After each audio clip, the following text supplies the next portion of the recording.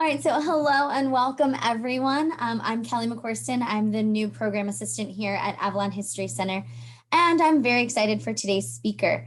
This evening, we have my colleague and the curator at the Avalon History Center, Bonita Risley. Bonita was born in Kent, United Kingdom, known as the Garden of England, and has made her way to the Garden State here in New Jersey. On her own 5-acre woodland estate, Bonita has been transitioning from the traditional English style of gardening and working toward a more natural and sustainable style of gardening, which is more environmental and pollinator friendly. Today, Bonita's presentation will guide us through gardening styles over time and highlight the challenges of gardening and horticulture on a barrier island. Our talk today pulls together two of Bonita's passions, gardening and history. A few housekeeping items. There will be time for question and answer session at the end. Throughout the program, if you have a question, please type it in the question box, and I will be monitoring these throughout the program and asking Bonita during the Q&A portion. Our program today will be recorded and will be available in the coming days via our website. Without further ado, I'm going to turn our program over to Bonita. Thank you, Kelly. Good evening, everybody. It's a shame you can't see me. No, it's not a shame, but I do have a wonderful program for you. I have, in all truth, done this program before a couple of years ago, I believe, for the Avalon Garden Club. I've popped in a few more slides. History has not changed, I'll be glad to hear. So it is more or less the same. I have just expanded the program a little bit. It's such a fascinating subject, and I am far from being an expert, but I do hope to inspire you, some of you at least, to get out there and do something historic in your own garden, and give you a few pointers and a few historical notes. This all came about from a TV show I watched from the BBC called Lost Gardens, and I will put the link up at the end because it's on YouTube, and it just inspired me. It really did. I watched the TV show, then I took an online course. I'm taking another online course this winter when I'm not actually outside in the garden. It's amazing. It's truly wonderful. I learned so much. Of course, it's an Avalon program, and I am duty bound to make it a little bit about Avalon. It's tough, and it's an exercise of the imagination. There is, unfortunately, little evidence of any early garden design left in Avalon, despite the fact that there are very many beautiful gardens. There really are. The landscapers here are very busy. Homeowners are very busy in their gardens. The islands down the middle of Doon Drive that the garden club maintain are always spectacular. But truthfully, there are very few historical elements left that we can absolutely identify. What we can, however, talk about is what we know to have been going on in Northeast garden design at the time that Avalon was emerging. Here's a little background timetable, hopefully. And there's my, here it is, a little background timetable. We'll talk a little more about these architectural and horticultural periods as we go along and see what influences Avalon could have been under and should have been under. I'm going to take a quick look at some landmark dates. I'm not going to go all the way back. Colonial here to English landscaping and garden-esque, over to the extravagance of Victorian, early 20th century, and then a little bit on my garden hero, Gertrude. But we are going to start in 1728, Philadelphia. Now, I chose that date because of John Bartram, who really was America's first true botanist. In 1728, he founded what would become a 103-acre botanical garden in Philadelphia on the west bank of the Schuylkill River. It was his personal home and personal estate, and started as a mere 6 acres, containing the first ever plant collection in America. Now it is just 46 acres. It's known as Bartram's Gardens, the oldest surviving botanical garden in the whole country. And if you haven't visited, I do urge you to. It is so beautiful. It's right there on the river, and it's an absolute joy. It really is. The style of his house, the estate and the gardens fitted exactly into the colonial period, 1620 to 1775, approximately.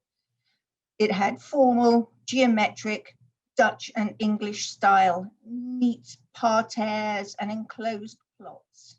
Everything was mixed in together, but instead of flowers, herbs, vegetables, etc., familiar to the earlier European settlers, what were used were plants native to that particular area of the United States. They were being cultivated and appreciated and spread throughout raised beds everywhere, much as now we're reverting a little bit back to that, which is a good thing. Next key date would be 1730s, when America's very first commercial nursery was opened. It was opened by Robert Prince, was situated in Flushing, New York. And over here is a price list from his nursery. It's from 1793. And I don't know, it's a little small at the bottom, but the price of fruit trees was 1 shilling and 6 pence. How wonderful. So in 1754, George Washington inherited Mount Vernon and began developing its landscaped gardens. At first, he stuck to the formality of geometric layouts. It was all utility above frivolity. He gradually relaxed, though, into the more natural style being favored at the time by Europe, as also did Thomas Jefferson in the gardens of Monticello.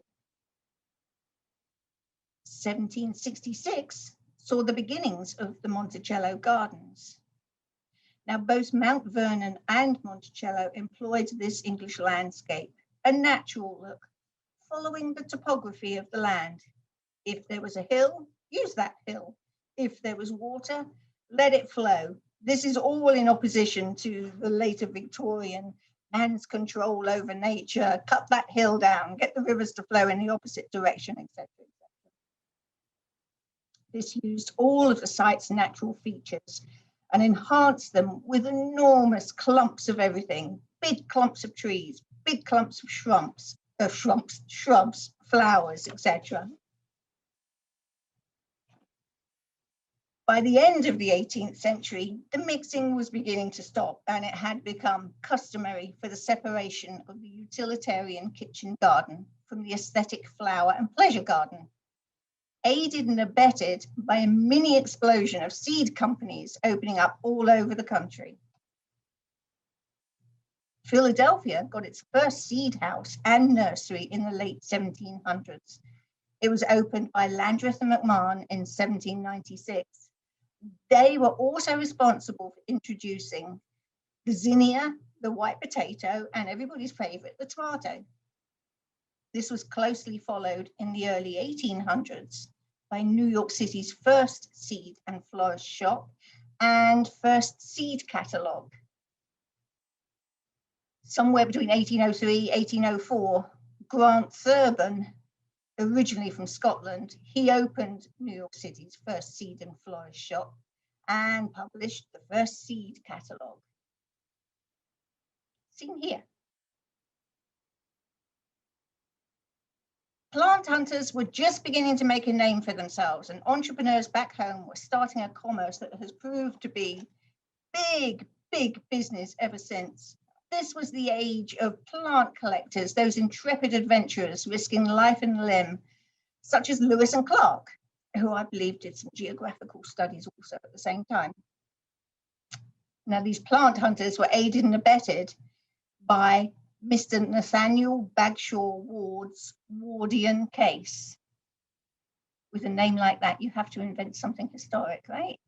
This was his case. It was like a mini greenhouse.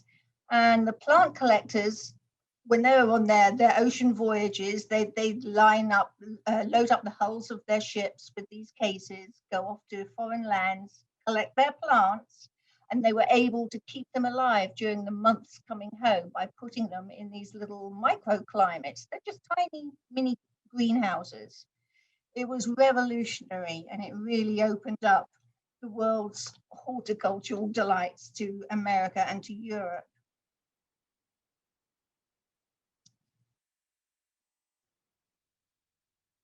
In 1820, the US Botanic Gardens were constructed in Washington, D.C.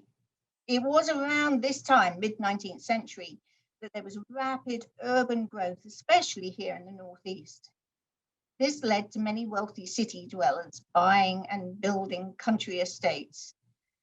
It truly was the golden age of horticulture and garden cultivations. The ideas for their gardens had come from Europe, as did most of the plant hunters.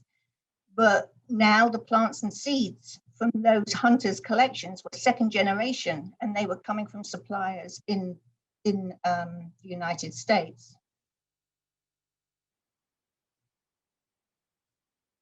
Quickly tipping into the Victorian era with the publication of Andrew Jackson Downing's A Treatise on the Theory and Practice of Landscape Gardening, the romantic and natural gardenesque style came into vogue.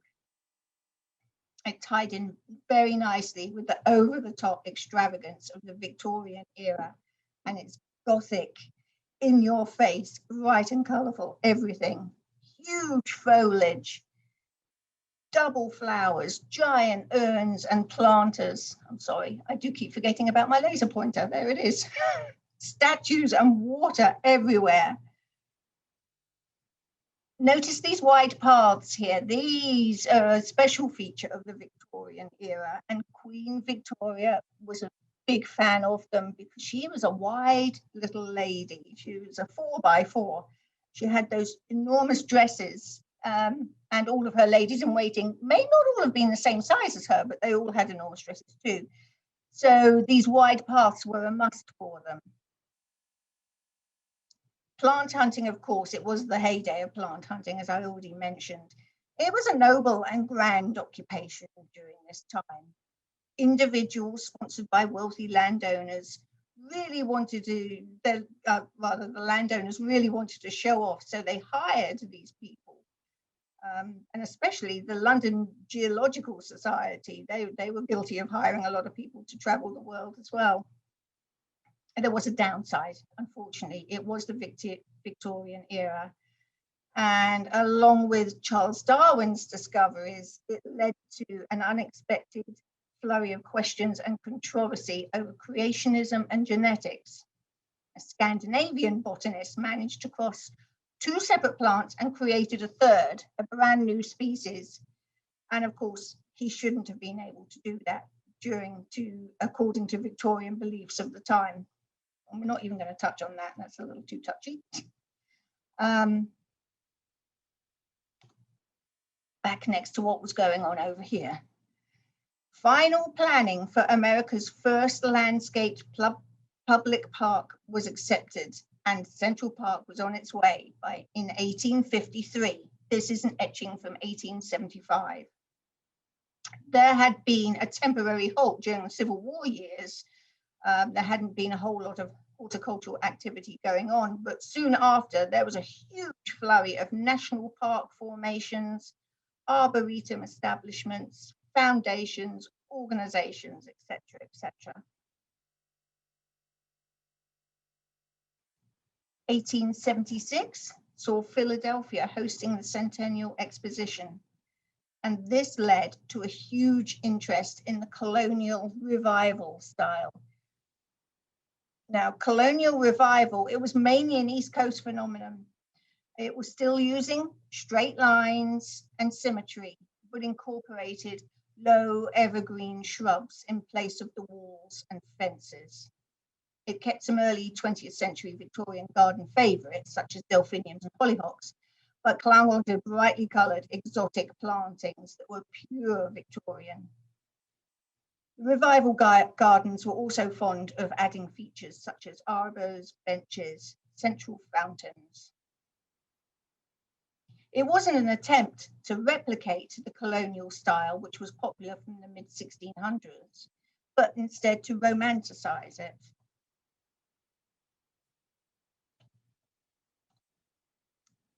Just as a matter of interest, 1891 saw the first organized garden club in the US being formed, the Ladies' Garden Club of Athens, Georgia, don't you know? It started with just 12 members, but can you believe it? It's still going today. Anywho, back in Avalon. As we know, in the late 1800s, Wells and Siddall had a vision for 7 Mile Beach as a tourist resort. They and other investors were largely from Pennsylvania, specifically from the Philadelphia region, where English Victorian landscape and architectural styles reigned supreme, such as this slide here. Rural Pennsylvania, however, favored the colonial style, and larger landscapes were a mix of orderly and well-planned Victorian extravagance and down-to-earth practical kitchen gardens. Colonial gardens themselves had incorporated small rectangular layouts enclosed by low fences and later hedges close to the house with straight, narrow brick, gravel or stone pathways.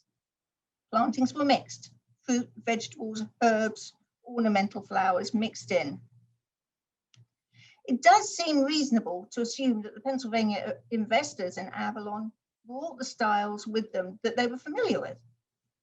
While not so evident in Avalon today, take a look at Cape May, where landscaping was carried out on a large scale and can still be seen today.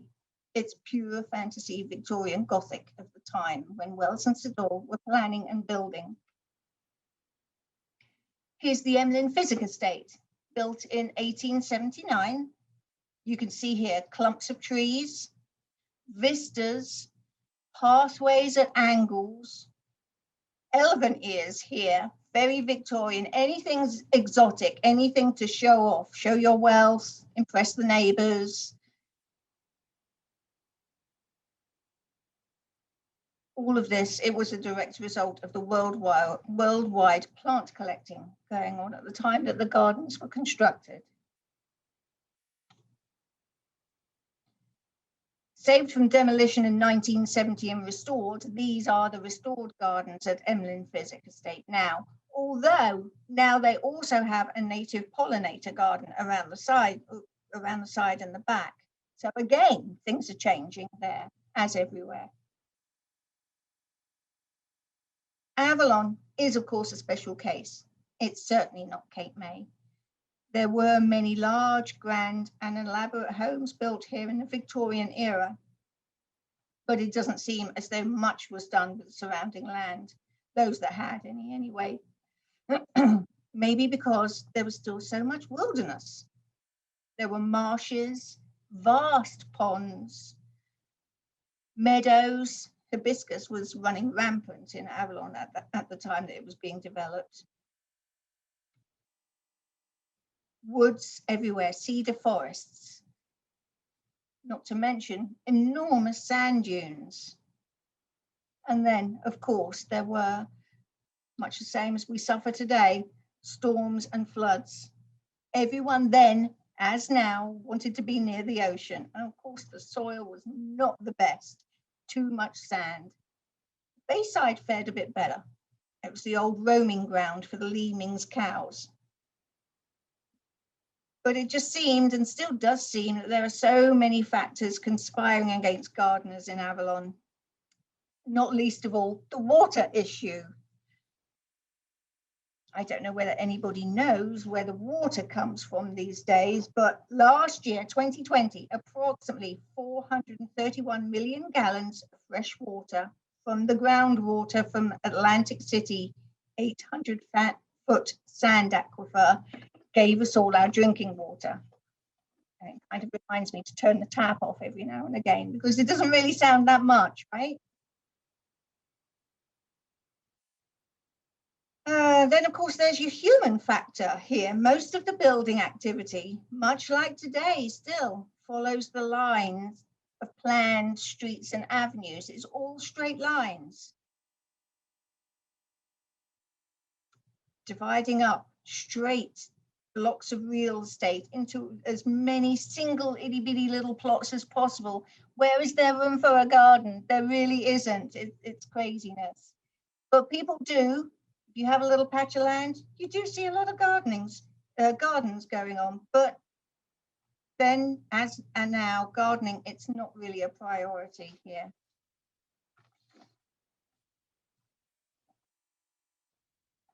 For those large buildings in Avalon, whether homes or hotels, if they were lucky enough to have some space around them, they could very easily have looked like this. They should have looked like this. Very blocky, lots of straight lines, could have slipped in real easy into Avalon as long as there was the land. This is a classic colonial revivalism, straight lines, low shrubs. Here you can see the beginning of Victorian foundation planting right up by the house. And you can see places like this today.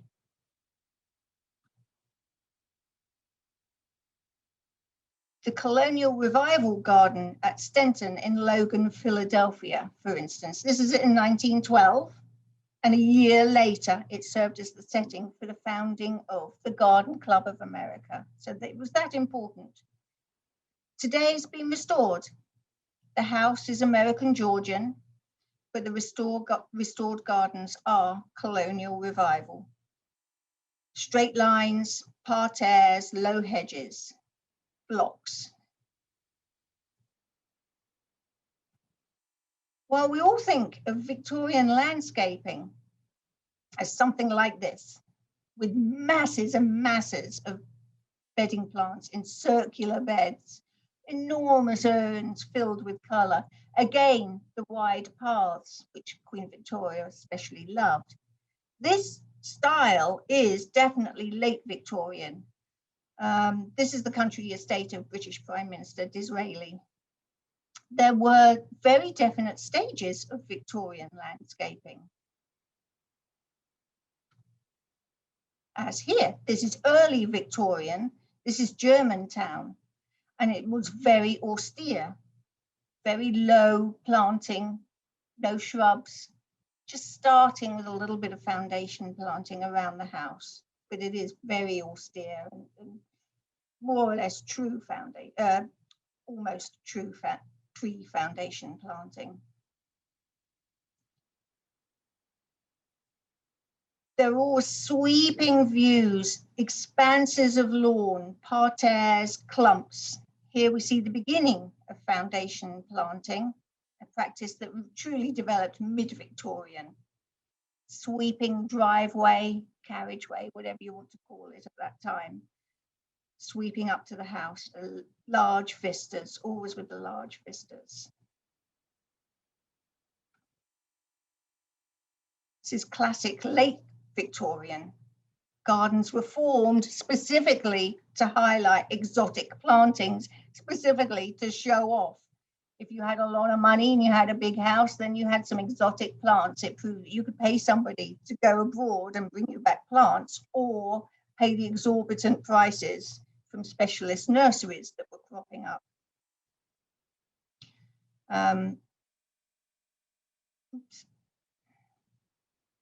Here, this is Victorian on a grand scale, masses of evergreens. They became increasingly popular mid to late Victorian landscaping period. Landscapers were looking for a quick and easy solution because wealthy landowners were building large houses in huge plots of land, and there was a lot of space to fill. What better way to do it than with a lot of evergreens? Again, there's a sweeping vista up to the house. And this Italian-influenced terrace step-down shows how mainland Europe styles were influencing not only England, but the United States as well.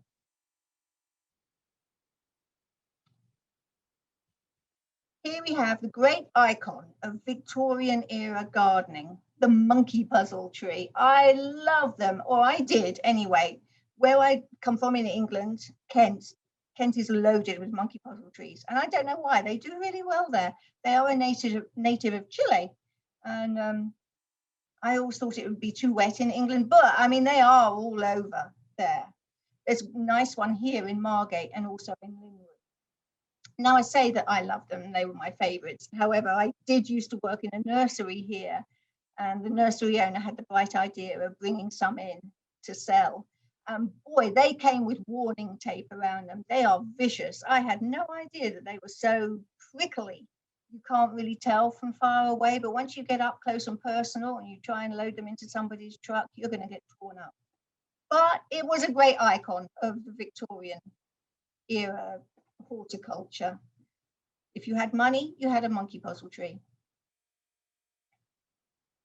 I'm speeding through this. It's a shame. So imagine, anyway, thinking back, all these wonderful views, they could all have been going on in Avalon. They really could have, or nothing like this, but something like this. It could have been in Avalon. It's not such a stretch. However, what we did have at the same time as this was going on in Philadelphia, excuse me, what we had in Avalon was nothing really. Even around these hotels, the Avalon Hotel, no landscaping at all. Not even later, just before it was demolished, unfortunately, still nothing. I know it's tricky here. We're on a barrier island. There is water and there is sand. But even, especially at the time that the Avalon Hotel was demolished, of course, landscapers were all over the island. And soil was being brought in, water was being brought in. There was no excuse, as far as I can see. No, I don't mean to be so scathing, but they could have made an effort. Here, the Princeton, well, they have a couple of barrels. But again, not a whole heck of a lot going on. Even private homes. It was all about the property, the building, and it still is. It's all about the actual house, the actual hotel, and not the surroundings.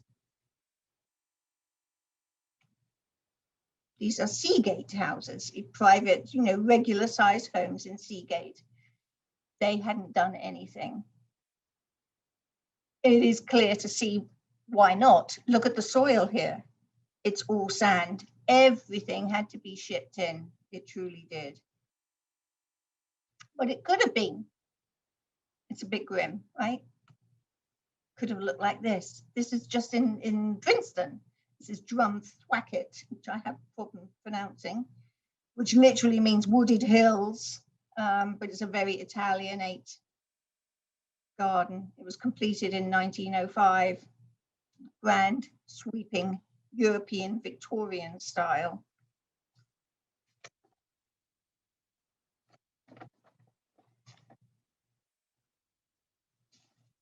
Bear with me. Now everybody can hear me rustling, but you can't see me reading through my notes. 1920s and 30s did see some foundation planting begin to come into Avalon, especially wrapping around the houses. Look, you can see it here. And this fence was everywhere in Avalon, which is wonderful. It's very natural looking. But the main thing I wanted to point out was foundation planting finally coming into Avalon. And once you start that, you look a few feet ahead. You think, oh, well, I could do something with this area out here. Now I have this greenery, and that worked. This is foundation planting at its best. And you can still truly see this kind of style. It's very late Victorian. Here we have some more.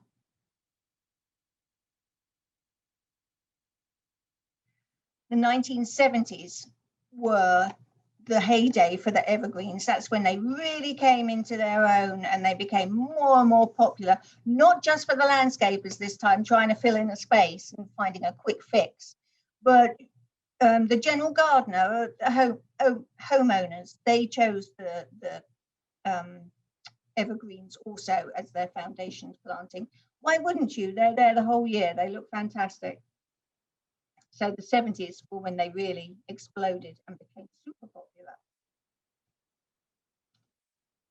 Of course, hydrangea heaven. Cape May County is known for its beautiful hydrangeas. And they do thrive here in Avalon also. Now, hydrangeas come from Asia, specifically from China. And they are one of the very, very few plants that came to America first and were then sent to Europe. America showed Europe a thing or two with the hydrangea. Europe weren't keen on the hydrangeas, didn't even know about them until America showed them the error of their ways. So there we go, that's something to be proud of.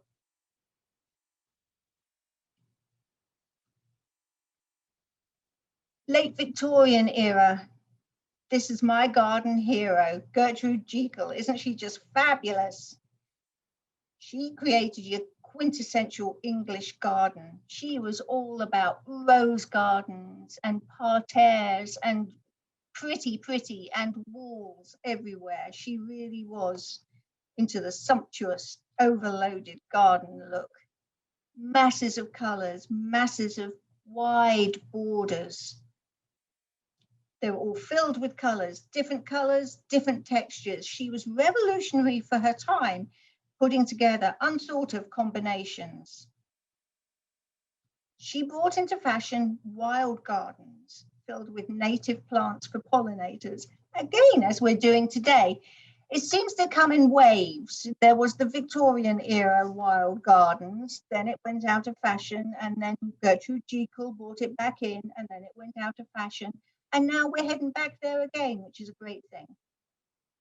She was very aware of pollinators and how they required native plants, not plants that were specifically shipped in from other places. She also revived early Victorian trend for rockeries, stumperies, and Italian pergolas. Excuse me. I know it's a little fuzzy, but she also introduced the concept of anticipation, really. It was the concept of looking through, looking forward, hidden views. Ooh, what's around this corner? What's around that corner? You just get a peek of something in the distance. You can't quite see it, so you have to walk through it. It's all building up the anticipation in your garden. This tied in with the next great landscaping inspiration, Vita Sackville West. Isn't she fabulous too? I mean, look at these boots and the cigarette holder. She had such style, and she really showed it in her gardening. She could get it out of the dog's nose though, maybe. She is very famous, among other things, for her gardens at Sissinghurst in Kent, which I was lucky enough to live 15 minutes away from. It's just the most beautiful place on earth. I love Sissinghurst. Sissinghurst and Great Dixter, which I believe she also had a hand in. You can see from here that she followed on from Gertrude Jekyll with the hidden views and the what's around the corner concept, but she expanded that and went into garden rooms, different rooms for different areas of the garden. You can see the different rooms from here, all leading one into another, but all totally different. You don't know what you're going to find next. There, she had white rooms, hot rooms, wild rooms, all sorts. That was her style. That was what she was known for. Now, I know from these 70s and 80s postcards of Avalon, I know they're really bad examples. But come on, people, let's get doing some gardening. In 100 years' time, somebody's going to be up here rattling on about Avalon's historic COVID gardens, for instance. We have to give them something to talk about, because even though these are from a few years back, really in some areas it's not that much different. There isn't a lot of gardening going on. So we have to get out there, do something. It's still light out. We can do something this evening. There is a seaside style here. It is going back to the natural and native plantings, lots of grasses, shrub roses, hollies, daisies, bayberries, butterfly weed, milkweed, liatris. Please, people, let's steer clear of lythrum. It's so invasive and it gives nothing to the pollinators. Hop along to the the pollinator garden at the Armacus Park. Get some ideas from there. Plant a little meadow. Everybody can plant a little meadow. I have meadows at home, and I also have a window box meadow, and the pollinators love it. We've got to get back to getting the pollinators to help us with our gardens. They're not going to stick around if all we plant are non-natives. But we can do something to make it look a little better. I'm showing off now. This is my garden. Oh, I love this view. Now I have, and anybody can, you can incorporate historic elements and up-to-date contemporary native and pollinator elements too. It's hard to see from here, but back in here I have 4 sections. I split it up into a Victorian style, but I have those 4 sections loaded up with native pollinator plants. This is my raised bed area. I've done the same on my beehive. Yeah, I am all about the pollinators because I keep bees. So I have raised beds with my vegetables all together and my native pollinators. But, you know, I have a lemon. I've mixed it up. I have lantanas here. I'm not strict. I do like to mix things up. You can take advantage of plants that those very early plant hunters risk their lives to bring back for us. You can mix it up and use them as well. I have a Victorian urn here, and this is where I have my 4 sections. You can really only see as 4 in the winter, but I think it's ideal. I do, and I am a wildlife habitat. You can do so much for wildlife with your garden and for yourself, and just bring a smile to your face. Got to get out there and do some gardening though. I am going to end with a quote from Gertrude. There is no spot of ground, however arid, bare, or ugly, that cannot be tamed into such a state as may give an impression of beauty and delight. Well, I'm not so sure about tamed because we're not Victorian, and they were all about man's mastery and taming Mother Nature. We don't really necessarily need to do that anymore. We work hand in hand. But I love this quote, I really do, and we can all do something. If it's a window box, if it's a flower pot, anything, it doesn't matter. But be inspired. To be inspired, this is my secret boyfriend. I just love this man so much. I know he's nothing to look at, but he's wonderful. There's Gardener's World, a British BBC show I'm addicted to, and he hosts that, and his passion for gardening is what makes him so lovable to me. So he does a lot of good shows and a lot of good books on gardening, and this is what inspired me. These 2 shows I watched on the BBC, and you can too on YouTube. I do recommend them. Lost Gardens and The Secret History of the British Garden. Fantastic, really they are. They're very inspiring. Also, I bought these 2 books last time I was at Bartram's Gardens. They have a lovely gift shop there, and I bought these 2 books about, more or less about plant hunters and how America got the plants that it has today and how it nurtured its passion for gardening over the years. They are a terrific read, they really are. So look for those at your local library, maybe. Well, that's it for me. I hope I've inspired somebody at least. Really, it's wonderful, and we can create a little bit of history and a little bit of modernity, and we can help some pollinators in the same time. You just have to get out there and do it, though. It is a fascinating subject, and I know I've whizzed through centuries. Unfortunately, I would love to go into depth a bit more.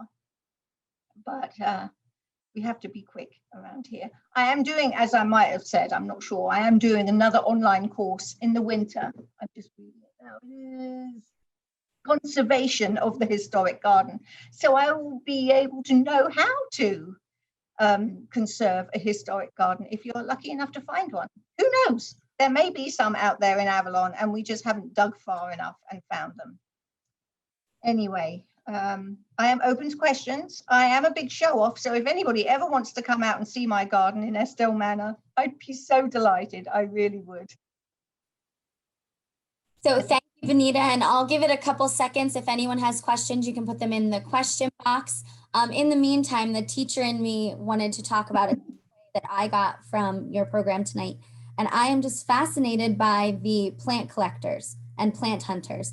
I had no idea that was a thing. I have wondered how everything ended up here, but never realized that that was an occupation. So that was really fascinating for me. And then I also have a question for you. I know there is the garden in the back of the History Center here. And do you have any plans for that moving forward? I absolutely do, Kelly. And you know, my gardening style has changed. Last year, when I was working from home, spending a lot of time in my garden and doing a lot of reading about gardening, I became more aware of the wildlife specifically in my garden. And so my gardening style at home and here also has changed, not so much with the plants that do not flourish naturally here that you have to work at keeping. I am so much more into the native plants now, but like I said earlier, you can do a mix. So I had a couple of years ago drawn up plans for a historic Victorian garden for out the back of the History Centre. I do have my little drawings and my little plans, and I was going to work with one of the landscaping companies around here. That has been put off for a little bit, unfortunately. Next year we will be cracking away at that again, I think, but my plan is changing. I am going to make the shape of a Victorian historic garden, but much as I have done at home, I am going to utilize native plants.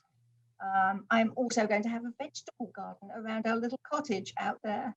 So yeah, I have plans, I really do. I just need the time and the gumption to do it, but I do have plans, and we're going to make it a little oasis back there. It already is beautiful, and I do encourage people to come and sit out there also, but it will look even more beautiful in the years to come.